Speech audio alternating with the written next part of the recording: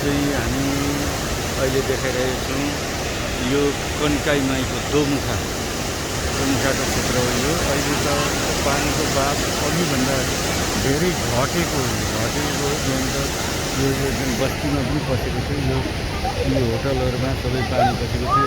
जम्मै पानी नै पानी थियो भने अहिले चाहिँ यो पानीको बाफ बिहानको तुलनामा घटेको छ। तर पनि अहिलेको पनि दृश्यहरू यो दोमुखाको माथिको त्यो ड्याम हो।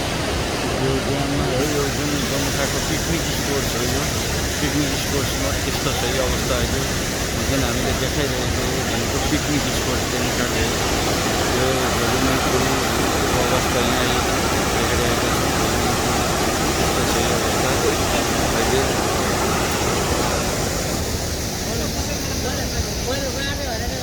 बिहानको तुलनामा चाहिँ घटेको, बिहान चाहिँ सबै क्षेत्र यो सबै तुलना थियो भने अहिले घटेको छ।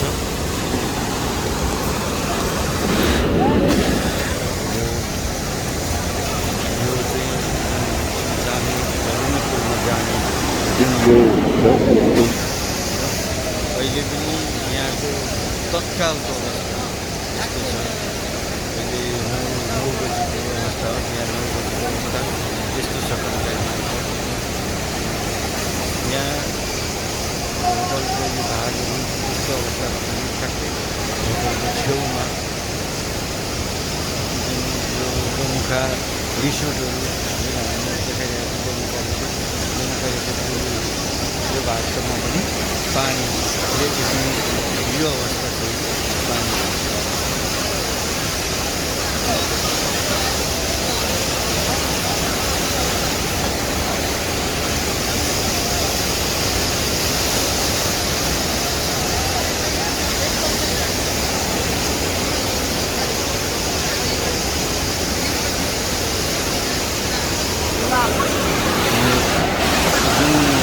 हामीले देखाइरहेको छ यो दोमुखाको ड्याम नागेर त्यसरी यो यस्तो छ।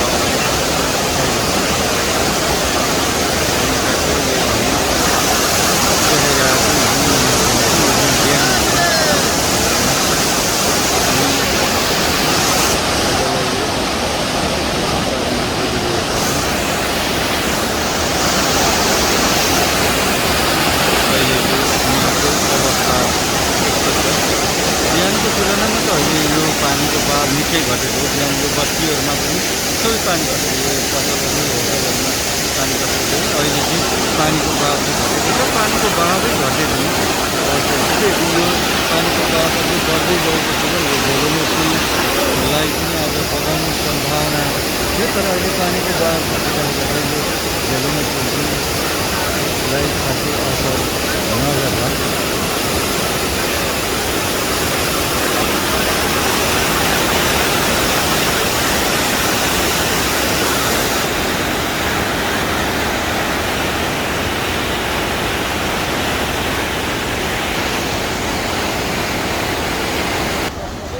दोमुखा रिसोर्टको भाग यसरी, दोमुखा रिसोर्टको भाग यसरी यहीँ बिहान बगाएको थियो।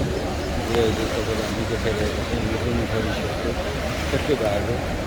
यो यसरी बिहान पटान गरेको छ मेन रोड पनि। दोमुखा रिसोर्टको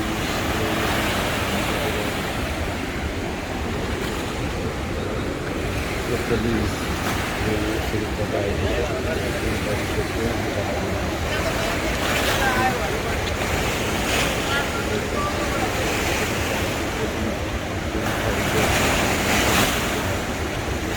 पटान गरेर बगाएको छ।